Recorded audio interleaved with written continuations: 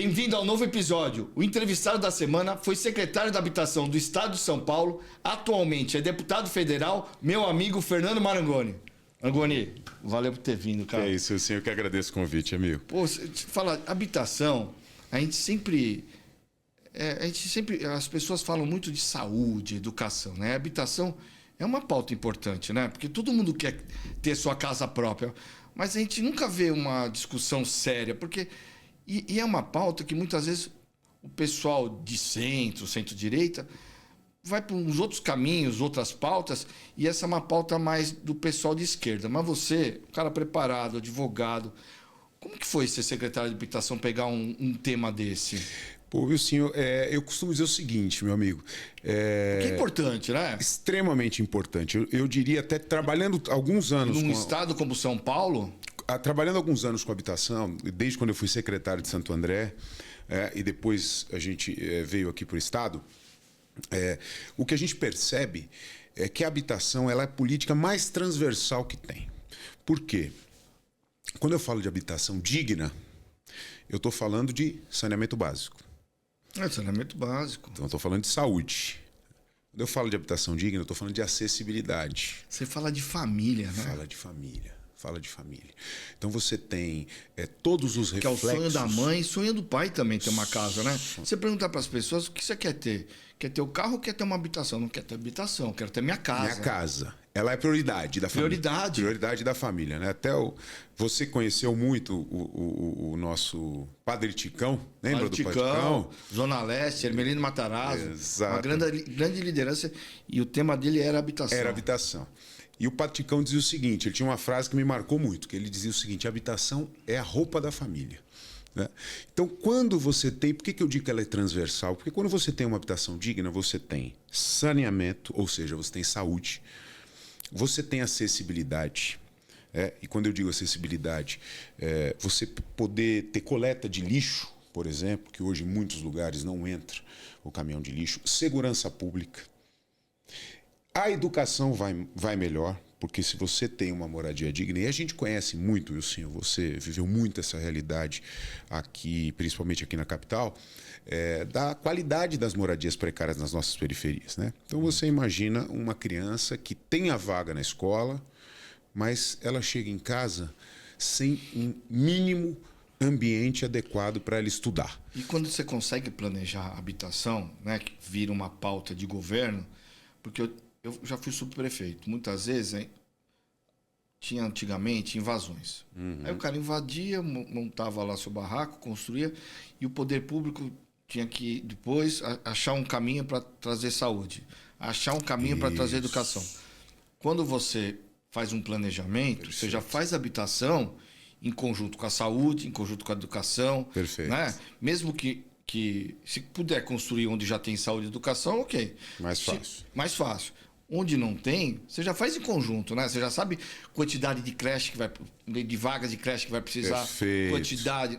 É diferente, né? É diferente. Eu acho que assim, a nossa experiência mostra que depois que você consegue prover, e é errado falar dar a moradia, porque a moradia, a habitação de interesse social, ela também é paga com subsídios, mas as famílias pagam. E nós temos aqui um grande exemplo de habitação, não só para o Brasil, mas para toda a América Latina, que é a CDHU, que é a nossa Companhia de Desenvolvimento Habitacional e Urbana do Estado. Aqui do Estado de São Paulo. E foi uma pauta que nosso saudoso Mário Covas trouxe como uma das pautas prioritárias. Você tem toda a razão que está falando. Todos os governos não tratam a habitação como uma pauta prioritária. Mas Mário Covas fez essa diferença no Estado de São Paulo. E ele ia pessoalmente, os mutirões. Os mutirões, ele ia pessoalmente, destinou ali 1% da arrecadação do ICMS para habitação de interesse social. Foi o único estado que fez isso. O sorteio das casas era em nome das mulheres. Em nome das mulheres, e essa política permanece até hoje, enfim. É importante isso. Você que esteve lá dentro. É realmente importante? Muito importante. Eu trouxe isso para Minha Casa Minha Vida. Eu tive a oportunidade de relatar isso no Minha Casa Minha Vida. Eu vou falar sobre Minha Casa Minha Vida um pouco mais para frente. Porque eu tive uma história rapidamente que me comoveu muito, né? a gente aqui no estado de São Paulo continuou com a política de colocar em nome das mulheres. E positivamos isso, a nossa gestão. Certo. E o que aconteceu? Eu tive um caso de uma... Eu fui fazer um sorteio numa cidade do interior de São Paulo, lá no oeste, cidade de Tarabai. E fiz o sorteio, tive a oportunidade de construir e entregar na nossa gestão. E quando próximo da entrega, eu recebi um telefonema no gabinete e aí a minha assessoria falou, olha, tem uma senhora que foi sorteada, uma moça que foi sorteada lá em Tarabai e ela queria falar com o senhor, porque ela está muito agradecida, fazia 9 anos que ela esperava a sua moradia. E falei, não, faça uma ligação de vídeo, é que eu quero falar com ela. Eu só vou reservar o nome, depois você vai entender por quê. Ela falou comigo, me agradeceu muito, que tinha feito promessa, 6 filhos, né? E, pois bem, fui lá e fazer a entrega. Fiz a entrega, entreguei para ela, levamos ela na casa dela, ela entrou com as crianças. Quando eu me licenciei para ser candidato, eu lembrei dessa história e pedi para minha assessoria, falei, ligue para ela dar um depoimento de como foi receber a sua moradia. E ela estava internada no hospital, porque tinha sido vítima de violência doméstica na noite anterior. A nossa assessoria foi lá prestar todo o auxílio para ela e ela quis falar comigo da mesma forma e confidenciou para mim que há 12 anos ela sofreu violência doméstica. Só que por ter a casa agora no nome dela, quem teve que sair de casa foi o agressor, porque ela morava na casa dele. Então, olha que satisfação. É um exemplo real. É um exemplo real. Porque muito se fala, mas assim, é importante dar o exemplo real, porque muitas vezes, isso é politicagem, não é? É uma coisa séria, importante, né?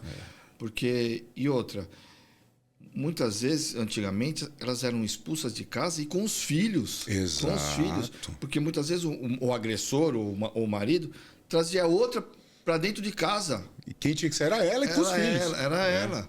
Isso garantiu a moradia, né, permanente. Deu a segurança para ela. Quer dizer, agora a casa é minha, eu vou criar meus filhos aqui e sai você, agressor. Então, e a gente conseguiu levar isso também agora para Minha Casa Minha Vida. Nesse tempo, no governo do estado, com um projeto, né, na habitação, o que você destacaria que falou assim, pô, isso projeto que nós fizemos, ou que eu fiz, o que eu ajudei a construir foi importante? O que me marcou muito, eu fui presidente também... Que deu impacto assim, para a população? Isso aqui deu impacto. Vamos lá, são dois... A gente tem a produção direta da CDHU, onde a CDHU cita e faz as moradias, e aí a gente faz muito no interior, fizemos mais de 100 mil. Mas um projeto que me deixou muito comovido de ver o resultado foi um projeto chamado Viver Melhor que nós fizemos, que é a requalificação de quem tem já a sua moradia, mas ela está precária. Para você entender, Wilson, para os nossos telespectadores... Por conta do tempo, porque é muito antiga? Por conta da forma de construção. Então, vamos lá. A gente chega hoje em diversas comunidades aqui em São Paulo e... moradia que a pessoa construiu. Que a pessoa construiu. Não que o governo. Não que o governo. A pessoa construiu. E aqui nas nossas comunidades a gente vê muito isso. Tá, então, o tijolo à vista, sem iluminação adequada, sem ventilação adequada, com ferradura exposta, muitas vezes sem aparelho sanitário. Só que essa pessoa tem o cantinho dela. Então, nós criamos um programa que a gente entrou em diversas comunidades, Heliópolis foi um exemplo dela, né, entre outras, dizendo o seguinte, bom, se há possibilidade de regularização fundiária aqui, portanto não está em área de risco, essa moradia não precisa ser removida, nós vamos fazer a regularização fundiária, junto com a regularização fundiária, a requalificação da moradia. Tem um dado interessante, Wilson. Nós temos um déficit de 1.100.000 moradias no estado de São Paulo. Tá? Pessoas que não têm onde morar, que estão num ônus excessivo de aluguel, ou que estão em coabitação, morando na casa de um parente, sabe? Aquele puxadinho, etc. 1.100.000 moradias. E nós temos um déficit de mais de 3.300.000 moradias que precisam de requalificação. Isso é uma política que, para o governo, ela é mais barata, porque eu reformo uma moradia que já existe, então eu gasto em torno, em média, R$30.000 por unidade, enquanto uma unidade nova eu vou gastar aí de R$150.000 a R$200.000, dependendo da localização.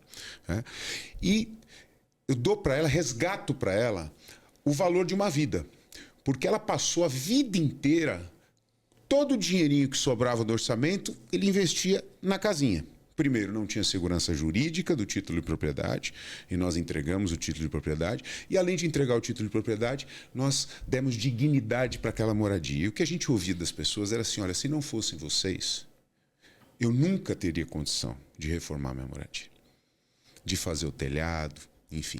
E isso tem uma questão muito importante de salubridade. Então, eu tenho muita moradia que a gente chama de domicílios rústicos ou improvisados, que não tem ventilação adequada porque não tem janela, né?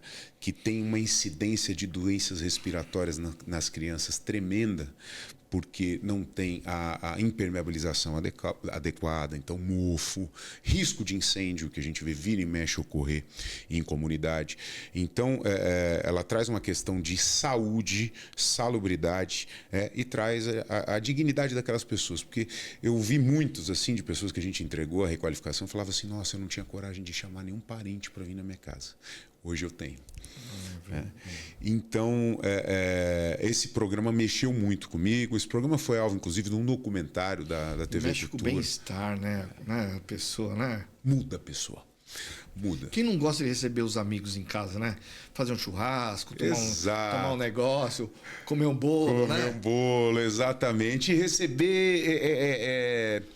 com satisfação, né? Você fala, minha casa tá bonita, eu posso receber, né? Vem aqui em casa. E assim, a gente pegou casos extremos de não ter aparelho sanitário, né? Até hoje as pessoas fazendo suas necessidades, e nós estamos falando aqui em São Paulo, né? Sendo o estado mais desenvolvido da federação, as pessoas fazendo suas necessidades no balde, né? Então, qual o grande desafio que você vê nessa questão de habitação e urbanização conjunto, né? Porque não habitação é uma coisa, urbanização é outra. É outra. Mas elas têm que estar integradas. Tem que estar integrada. Qual que é o grande desafio para fazer, para chegar a esse denominador comum? Excelente pergunta. A resposta para isso é o planejamento urbano. Planejamento. O planejamento urbano bem feito, infelizmente, isso não é uma realidade no Brasil. O Estado consegue fazer sozinho ou tem que ter parceria com o município? Não, o município é o grande, constitucionalmente, o município é o grande ente competente para tratar do que a gente chama de uso e ocupação do solo. Então, plano diretor, lei de uso e ocupação do solo, código sanitário é competência municipal. Ele tem competência exclusiva para fazer isso. O governo federal tem ali um frame na Constituição que delega as competências. Aí você tem uma lei federal, que é o Estatuto das Cidades, que traz uns limites, tá? E algumas possibilidades. Mas quem tem que construir isso são os municípios. E o Estado tem uma competência no desenvolvimento urbano para as regiões metropolitanas. Tá? Então, é o município exclusivo, o ente, que tem que fazer isso. E infelizmente, a gente não vê.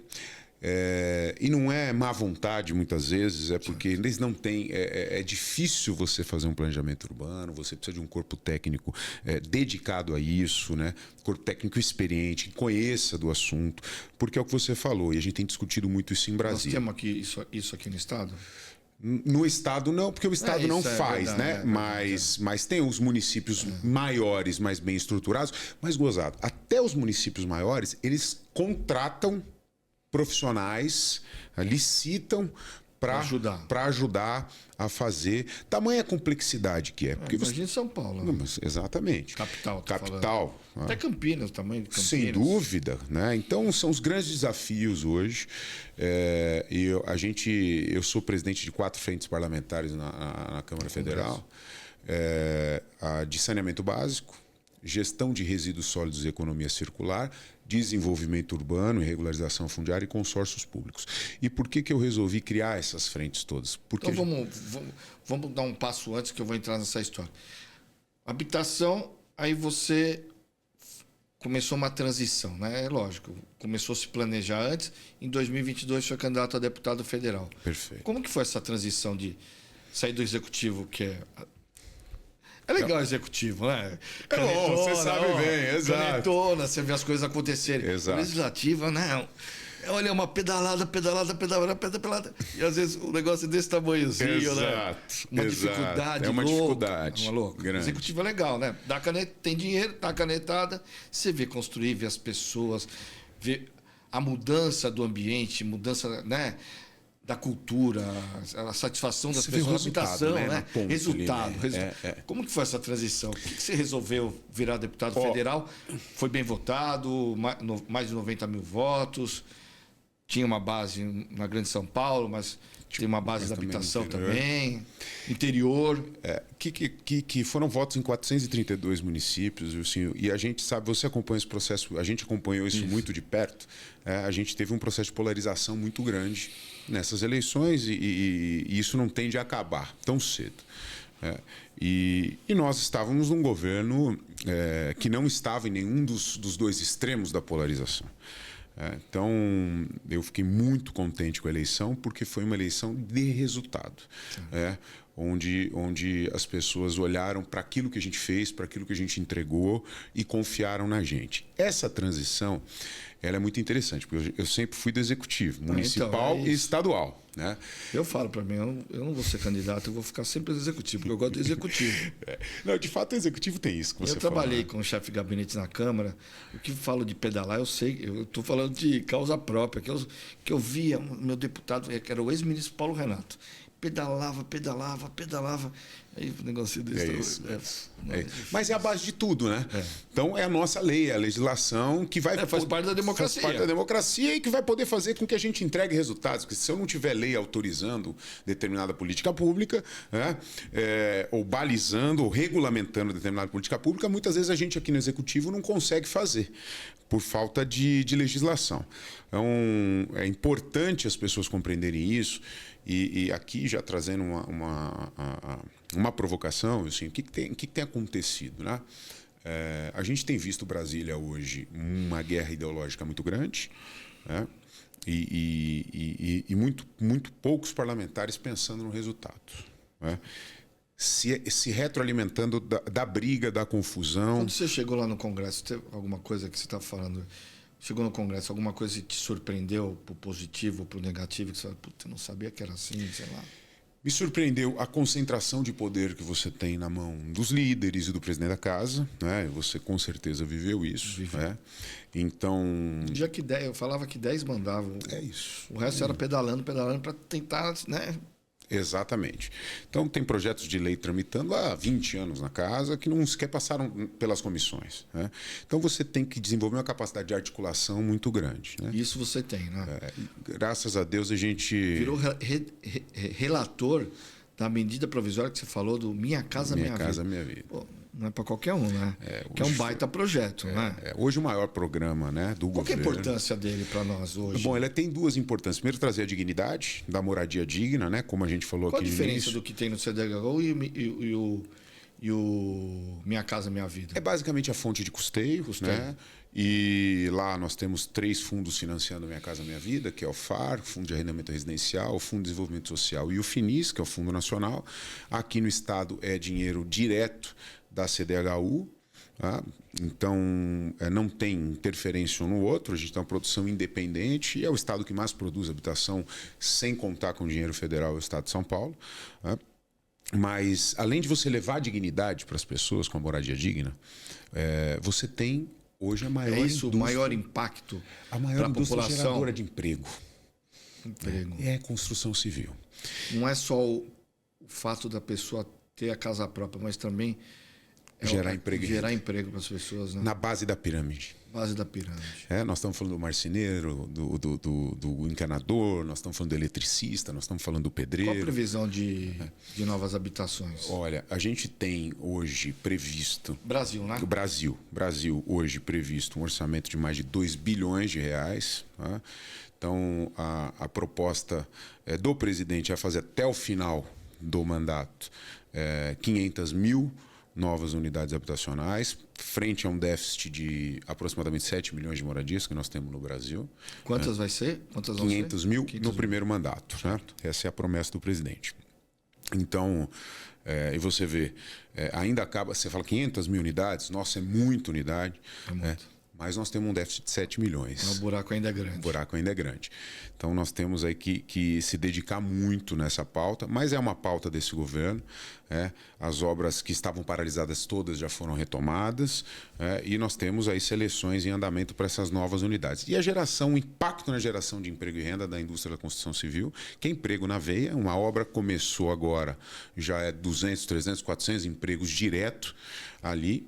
Porque demora 18 meses? O cara vai ficar empregado 2 anos. 2 anos. 2 anos de emprego. Média de 24 meses, exato. E se a roda estiver girando, ele vai isso, sair dali, vai para o outro, vai para o outro. Falando, no mínimo 2 anos. No mínimo 2 anos. No mínimo 2 anos está lá, levando sustento para a família, construindo dignidade para uma outra família. Exato. Não é? Exato. 2 anos. Uma indústria que já teve aí, que já representou entre 12% e 14% do PIB, tinha caído muito nos últimos anos e agora retoma muito forte. Então, desde aquela produção já privada, que é a produção financiada pelo FGTS, como a produção do faixa 1, feito para essas famílias de mais baixa renda, que é financiada por esses 3 fundos, que são fundos alimentados pelo Orçamento Geral da União. Caixa Econômica? Não. Caixa Econômica, ela é a gerenciadora, ela é o agente financeiro de todos esses fundos, tanto do FGTS quanto dos outros 3 fundos que nós citamos. E uma outra coisa importante na área de habitação, na área de dignidade,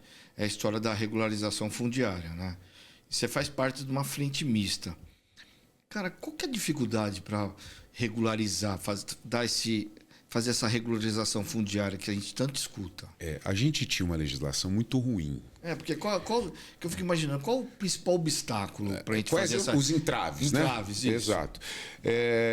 A gente teve uma lei, que é a nova lei de regularização fundiária, que eu atualizei agora na relatoria do Minha Casa Minha Vida, mudei alguns pontos, mas conceitualmente ela é uma lei muito boa, que foi aprovada no governo Temer, que mudou, tirou a gente da antiga legislação, que era 11.977. E por quê? Porque aquela antiga legislação, ela não reconhecia uma situação de fato no Brasil. Veja, a gente tem, e aqui é muito fácil a gente enxergar isso, comunidades periféricas já instaladas ali há 20, 30, 40 anos, que estão ali. Com 3 mil famílias, 5 mil famílias, você vai mais um pouquinho lá para a cidade de Tiradentes, nós estamos falando de 100, 200 mil famílias. Veja, era uma utopia a gente achar que a gente ou ia remover essas famílias dali, que estão ali há 20, 30, 40 anos, com as suas moradias consolidadas, ou mesmo achar que a gente ia conseguir fazer dali uma Disneyland, urbanizar e transformar aquilo num bairro com toda a infraestrutura que todo bairro merece, de fato. Mas você de fato não conseguiria. Se eu fosse fazer um projeto de urbanização dentro dessas comunidades, eu ia remover pelo menos 50%, 60% daquelas pessoas. Quando eu falo da remoção, eu tenho o custo da urbanização e tenho o custo do reassentamento dessas famílias, das construções de novas moradias, etc. Impactos sociais terríveis, porque eu estou tirando aquela família do ciclo social em que ela vive há 20, 30 anos. E por isso que é importante que eu digo pisar no barro quando a gente vai fazer política pública.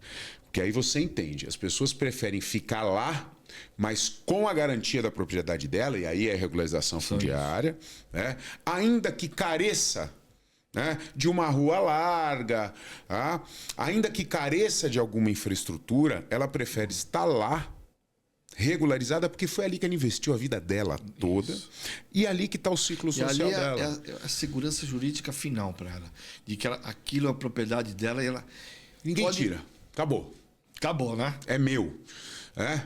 De quantos papel passado. No estado de São Paulo, quantos nós temos? Você lembra? Nós temos aí, aproximadamente no estado de São Paulo, quase 1 milhão de moradias irregulares. Nós regulamos, quando eu assumi a presidência do Cidade Legal, que é um programa que virou referência hoje, não só para o Brasil, mas para a América Latina, e eu tenho falado desse programa para diversos países, assim, e eu estou tentando implantar esse programa em nível federal, tenho conversado com o ministro Jader sobre isso, ele está bem sensível, e é uma política muito mais barata. Porque a média do custo da regularização fundiária é em torno de R$ 1.500 a R$ 2.000 por família. Mas voltando à legislação, o que ela queria? Ela queria que a gente fizesse toda a urbanização da área. Antes de regularizar. Isso. E para depois você começar o processo de regularização. Vai lá no chão perguntar. Vai Há lá no quantos chão perguntar anos? se ele quer a documentação ou quer a urbanização primeiro. Esquece. E até porque quando você regulariza antes, você impede o processo de continuidade da invasão. Isso. Porque ali você consolidou aquelas propriedades. Né? E de deterioração. Isso. Por quê? A pessoa realmente se sente dono, não é meu, né? Isso. Não vai vir o governo, vai me Elas tirar começam a se no outro fiscalizar. Isso. É. E é mais fácil para urbanizar, inclusive. Exatamente. Não é? Exatamente. Mais fácil. Então, a 13465, a nova legislação, ela flexibilizou diversos parâmetros, tá? E permitiu que a gente regularizasse e depois fizesse as obras de urbanização. Então, óbvio, ele tem que ser um núcleo informal urbano consolidável. Por isso que a gente faz um estudo, um projeto, um planejamento. Com essas flexibilizações, a média que a gente tem visto de remoções quando entrarem as obras de urbanização cai de 60% a 70% para 20%. Né? Ou seja, você barateia a política pública, entrega um resultado de imediato, né? E facilita depois o processo de urbanização. Eu cito muito o Favela Bairro no Rio de Janeiro, que foi um projeto que ganhou prêmios e prêmios de urbanização, mas não saiu do lugar. E a gente está chegando ao fim, a gente podia ficar aqui mais de uma hora conversando, mas estou chegando ao fim. Outro dia eu estava lendo, você foi o destaque como um deputado municipalista, né? O Montoro falava, né? A pessoa mora no município, Exato. Não mora no estado. É difícil manter a voracidade do governo de pegar dinheiro do município para depois transferir de volta. É uma missão árdua, porque é isso, não é? É isso. A desoneração é isso, né? Pega daqui que depois eu devolvo. E isso é um resquício da Constituição de 69, da ditadura. E o prefeito que sabe onde investir, onde a cidade precisa. Sem sombra de dúvida. Não é o ente federal, né? É o cara que está no dia a dia na rua. E muitos municípios não conseguem ter acesso. Tá? Brasília, ela é longe, começa por aí, né? Para qualquer acesso à política pública, você precisa ter ali articulação política. Então, é muito difícil. Você imagina os municípios pequenos, às vezes o prefeito não tem nem condição de ir a Brasília. Né? Então, isso é perverso. A gente está atuando muito nessa pauta. Eu fui eleito pela CNM o deputado mais municipalista do país no primeiro ano do nosso mandato, porque eu levo muito sério essa pauta. Quando eu digo para você, eu acho que é uma discussão que está faltando no Brasil. Por que eu peguei todas essas frentes? Porque a gente hoje precisa parar de discutir política pública de forma segmentada. Eu tenho um secretário, eventualmente um partido, e a gente fez muito isso no governo. Acho que o nosso governo acertou muito nisso. Havia uma integração muito grande aqui no estado de São Paulo entre as pastas, e se pensava o todo. Se enxergava a floresta. Eu tenho dito em Brasília o seguinte: nós precisamos parar de discutir mobilidade, esse grupo discutir mobilidade urbana, esse grupo discutir saneamento, esse grupo discutir gestão de resíduos. Nós precisamos discutir cidade. E aí é o planejamento urbano, e aí é todas essas políticas de forma integrada, como os países que são exemplos aí para gente de qualidade de vida e de dignidade fizeram. Planejamento. E tiro curto, como que você vê o futuro da política brasileira nos próximos anos? Sim, eu acho que a gente hoje cada vez menos consegue prever, como é que vai estar o processo político amanhã. Você vive isso, acompanhou e tem uma grande experiência, e acho que tudo aquilo que a gente conseguia ter um mínimo de previsibilidade anos atrás, hoje você não consegue ter. Vamos dizer que eu tenho colegas parlamentares que são excelentes pessoas dentro da rede, influencers, são pessoas que eu sigo, e que falam coisas muito positivas, coachings e etc., mas que não tem resultado. Então, acho que a gente precisa de menos artista e mais político. Então, pesquisar o resultado, pesquisar o que a pessoa fez, eu acho que isso é importante, porque está lá, quando ele dá uma canetada, logo quando ele aprova um projeto de lei, é a vaga na creche, é o aumento da tabela do SUS, quer dizer, é tocar na vida das pessoas aqui. Muito obrigado para você que assistiu esse novo episódio aqui no programa Política Real. Nos vemos na próxima semana e nos siga nas redes sociais e no YouTube. Valeu!